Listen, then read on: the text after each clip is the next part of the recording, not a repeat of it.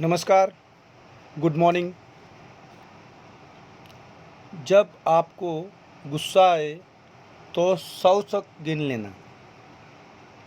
जब आपको गुस्सा आए तो 100 तक गिन लेना और बहुत ज़्यादा गुस्सा आए तो 1000 तक गिन लेना।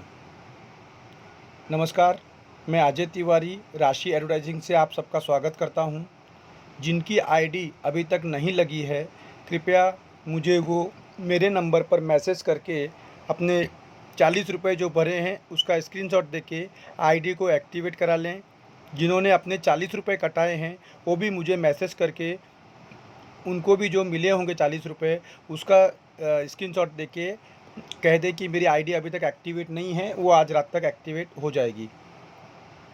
और मैं डिस्क्रिप्शन में जो चैनल के लिंक डालता हूँ, मेहरबानी करके उसे आप सब्सक्राइब कीजिए और उनके वॉच आवर्स बढ़ाइए ताकि वो भी आपकी हेल्प कर सकें। आज आप सुन रहे हैं एक नई कहानी। एक छोटी सी कहानी है एक व्यापारी की, जो अपने देश में रहकर व्यापार कर रहा था। उसे लगता था कि वो विदेश जाएगा और बहुत ज़्यादा पैसा कमाएगा और बड़ा बिजनेस करेगा।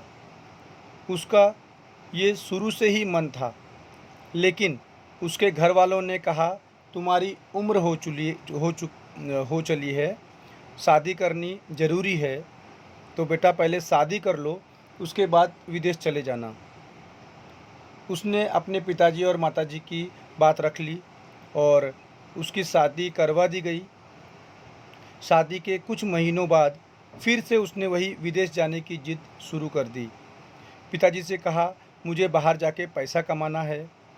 अपनी वाइफ को ये बात बताई तो उसकी वाइफ समझदार थी। उसने कहा ठीक है, आप जाना चाहते हैं तो जाइए, जैसी आपकी इच्छा उसमें मेरी इच्छा। जो आपको अच्छा लगता है आप कीजिए और हमारे जीवन को अच्छा और बेहतर बनाना आपके हाथ में है। तो वो व्यक्ति अपनी गर्भवती पत्नी को घर पर ही छोड़कर, अपने माता पिता को छोड़कर विदेश चला गया। वहाँ रहकर अच्छा बिजनेस करने लगा और बहुत ढेर सारा पैसा कमा लिया उसने। तकरीबन वो 17-18 साल बाहर रहा और वो नियमित समय पर घर में पैसे भिजवाता रहा, चिट्ठियाँ भिजवाता रहा। इस तरह से कम्युनिकेट करता था। जूना ज़माना था, बहुत ही जूना ज़माने की बात कर रहा हूँ मैं। वहाँ पे उस समय चिट्ठियों का प्रचलन था, तो और पैसे नहीं चलते थे, स्वर्ण मुद्राएँ वगैरह चला करती थी। उस ज़माने की कहानी है जो मैंने इंटरनेट पे ली है, इंटरनेट से। तो इस तरीके से वो अपने फैमिली के साथ कम्युनिकेट करता था। लेकिन जब उसे लगा उसने बहुत सारा पैसा कमा लिया है तो अब घर वापस जाना चाहिए, और उसने अपने जहाज़ का टिकट करवा लिया और शाम को वो जहाज़ में रवाना हो गया। ये जो यात्रा थी वो पानी की यात्रा थी, मतलब पानी वाला जहाज़ था और लंबा सफ़र था, समय काफ़ी लगने वाला था। साथ में सामान था और बहुत सारा पैसा था जो उसने कमाया था, सब उसके साथ में था। वो सब वो लेके निकल पड़ा था। जहाज़ में एक दिन बिताने के बाद दूसरे दिन उसकी एक व्यक्ति से मुलाकात हुई जो बहुत ज्ञानी था, लेकिन इसे वो थोड़ा दुखी और उदास सा बैठा हुआ दिख रहा था। तो ये जो व्यापारी था उसके पास में गया और पूछने लगा, भाई साहब आप उदास क्यों बैठे हो? तो उस व्यक्ति ने कहा, इस देश में अपनी ज्ञान की बातें बेचने के लिए मैं आया था। मतलब जिस विदेश से दोनों आ रहे थे, उसने उस विदेश के बारे में बताया कि यहाँ पे मैं अपनी ज्ञान की बातें बेचने के लिए आया था, जो मेरे पास फार्मूला है वो बताने के लिए आया था, लेकिन कोई ख़रीदने को ही तैयार नहीं है। तो ये जो व्यापारी था जिसने विदेश में इतना पैसा कमाया था और जो वापस अपने देश जा रहा था, उसने सोचा कि मैंने इतना सारा पैसा कमाया है तो क्यों न मैं इस व्यक्ति से एक ज्ञान की बात खरीद ही लूँ। सोचा इसका भी भला हो जाएगा। तो उसने पूछा आप अपने ज्ञान का कोई भी एक फार्मूला मुझे बता दीजिए। तो उस व्यक्ति ने कहा कि मैं आपको एक काम की, मतलब ज्ञान की बात बताऊंगा, पर बदले में आपको 500 मुद्राएं देनी पड़ेंगी, गोल्ड कॉइन देनी पड़ेगी। तो इस व्यापारी को लगा ये तो बहुत ज़्यादा है, 500 स्वर्ण मुद्राएं मांग रहा है। पर फिर भी उसने सोचा अब जब बोल दिया है तो कोई बात नहीं, तो सोचा अपने देश के व्यक्ति के लिए मैं इतना तो कुछ कर ही सकता हूँ।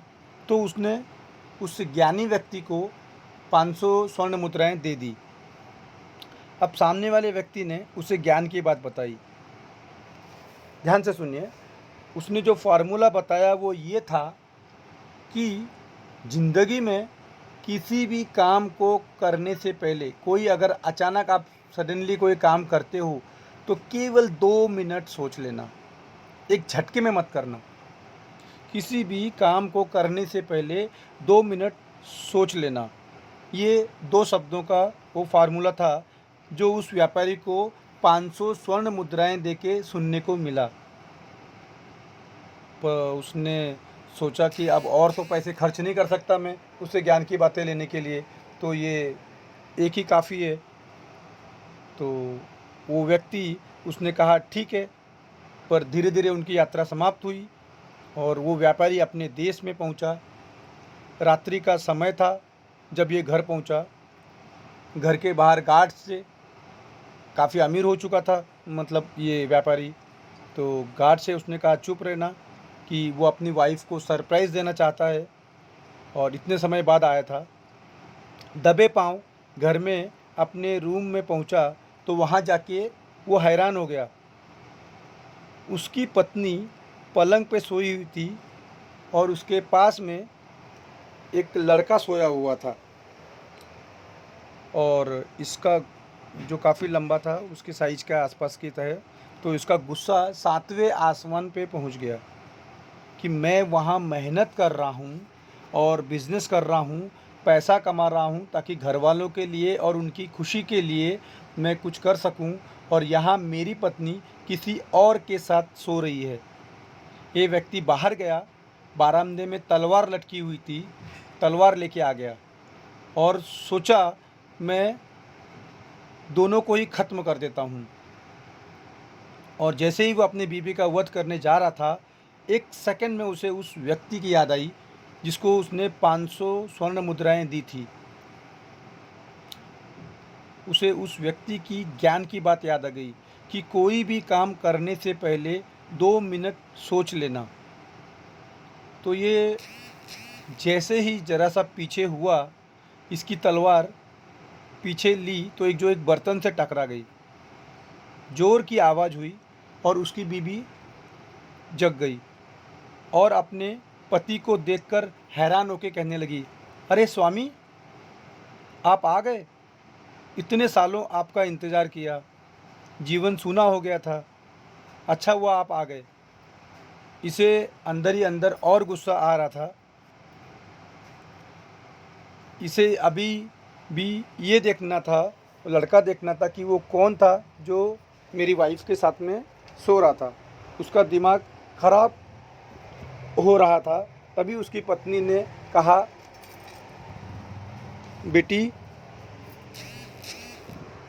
यहाँ आ जाओ, तुम्हारे पिताजी आए हैं और इतने सालों बाद तुम्हारे पिताजी आए हैं, ज़रा इनके चरण छू लो। उस व्यक्ति का गुस्सा एकदम से ठंडा हो गया।